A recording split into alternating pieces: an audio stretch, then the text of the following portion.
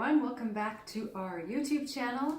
We're here today to talk all about Google-friendly websites. So, my name's Karen. This is my husband Trevor. We are co-owners of Inspired Method Marketing. And thanks for joining us today. So we're just going to get right into it, and I just want to share a quote with you guys. Awesome. My rule of thumb is to build a site for a user, not a spider. And that is by David Naylor. So there you go. That's like the premise behind a website. It should be very friendly for the user. Google accounts for 78% of internet searches worldwide. So you want to tell us a story about?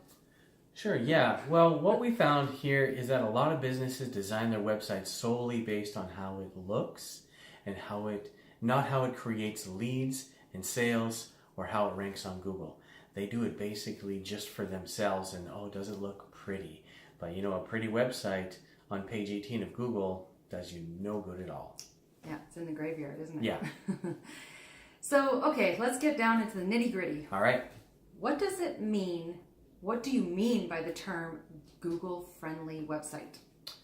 Well, to be frank, a Google-friendly website is one that loads fast, one that is usable on desktop and all different mobile devices, one that Google likes, that is relevant information for the user, and that gets you high up on page one. So a website that is friendly for Google hits a lot of criteria along the way so that Google likes you and trusts you, because a lot of people like you and trust you and go to your website as a relevant source of information. Okay. Does a website need to be fancy in order to be effective? Not necessarily. There's a lot of websites that aren't super fancy with a lot of moving images and video backgrounds and different things out there that are still really, really effective. One of the most important things that you got to keep in mind is simple. Keep it simple. Make sure that the pages can load fast. Make sure that people get information quickly and be able to take action on your website. That's what's most important. Okay. So why is that website loading time a serious factor? Well, if you think about it, when you're searching, when, let's say you click on a link that you found in Google or on, somewhere, so maybe you're clicking on an ad, and the website takes longer than 2-3 seconds or even longer to load, you're just going to bounce and go somewhere else, right? Because we have attention span of a goldfish nowadays. And, if your website doesn't load up really fast with the information that people are looking for quickly, they're just going to bounce. They're just going to go somewhere else. And that's why it's important to have a fast load speed. Google tracks it, and you should be tracking it as well. So if your web page is loaded down and bogged down with large pictures, images, videos, and other fancy things that it just doesn't need, it just gums up the works and makes it more difficult for the user, which Google hates. Yeah. So what is a responsive website then? So a responsive website is one, like I kind of alluded to it earlier, one that is consistent across all platforms. So whether you are on a desktop, you're on a tablet, a handheld device, whether it's Android or Apple, it's consistent so that what is seen on one device, it's a seamless experience between them all, so that someone can start searching on your website on mobile, and then if they need to get in there and finish up a transaction, let's say, they can do it easily on mobile. So there's no difference, a vast difference on your website between the different platforms. Okay. So how important is content on the website?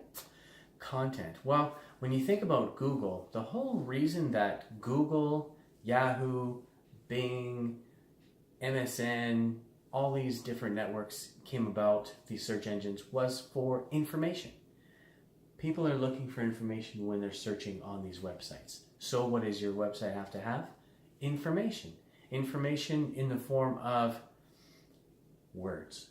You need type. You need content that is rich in knowledge for the user based on what you sell. So, I mean, if you're selling, let's say, plumbing services, you're not going to be talking about, what's happening in Hollywood. You're not going to be talking about, political things or things that are happening on City Hall. You're going to give people relevant plumbing information, right?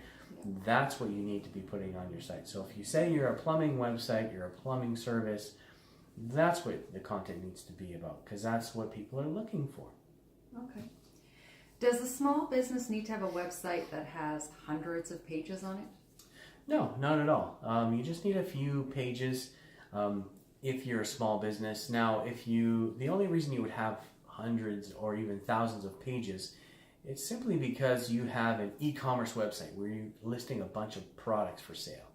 So a catalog of multiple different products is the only reason you should have lots and lots of pages. Remember what I said earlier, you want to keep the KISS factor involved. Keep it simple. Keep it so simple that it's easy for people to understand your website, easy to navigate, easy to find things, and get the information they need quickly. Okay. What are some content guidelines for a small business website? Content guidelines? Well, like I was kind of alluding to earlier, you want to make sure that the content is relevant. Make sure that people come away from your site with a better understanding of your product, who you are, what you stand for, and how you're going to service them, right? That's some big things that you need to keep in mind. Number 2, make sure that you have enough content per page, because remember what I said earlier, Google looks for content, looks for words. So on every page, you want to make sure you have at least 1,000 words. That's right, I said 1,000 words of content on each page, okay? It's very important because when Google is looking for sites to be known as the SME or the subject matter expert, having more content relevant to what you're selling or what you're doing is always better, okay? So how often should a business add content to the website? Well, what I've heard or what I've learned is Google crawls websites every 3 to 4 weeks to look for differences. And if you are changing your website at least every 3 weeks or a 1-month cycle, that's really good. Depending on how competitive the environment is where you are, you may want to do that even closer together. So once a week or every 2 weeks, you should be adding new content to your website so that you continue to get love from Google. That's actually kind of interesting. Yeah. So why do you recommend that a small business have a no-brainer offer on their homepage of their website? Well, remember before when I was talking about making sure that the page loads fast, people typically are sent to the home page of a website, right? And on that home page, right there, at the first glimpse that you see of it, that's where you want to have your no-brainer offer so that people understand quickly who you are, what you're all about, what the offer is, why they click there in the first place, and why they should continue to give you their information in exchange for what you're going to give them, right? So having it right there at the very top of the page, above the fold, as soon as your site pops up on their mobile device or on their desktop, that's where it needs to be to get the most interaction and leads for your business.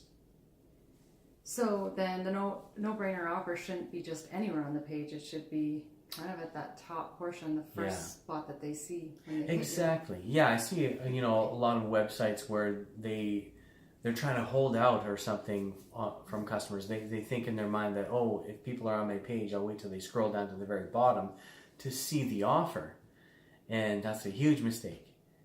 Get it in their face as soon as possible. If you're offering, let's say a free furnace checkup, or you're offering a free carbon monoxide detector, or some kind of offer like that, and you want people to know about that right away, or some kind of rebate, let them know right away. Don't make them wait. Don't make them jump to another website while they're searching, because they might open up your web page on Google and have all the other ones just waiting on another tab. And as soon as yours isn't giving them enough information, boom, they're gone and they clicked on to the next one. So you got to make it easy for them to get information and easy to understand your offer. Oh, that makes sense. Otherwise, they'll just probably bounce off your page. They could anyway. Yeah. And you've lost that traffic. Yeah, exactly. Well, thanks so much for tuning in, and thanks for explaining Google-friendly websites. And there's so much to learn and grow. And if you guys need help with any of that, you know who to contact. Inspired Method Marketing will give you lots of help and advice, and we have a proven path to help you with your marketing. Awesome. Bye.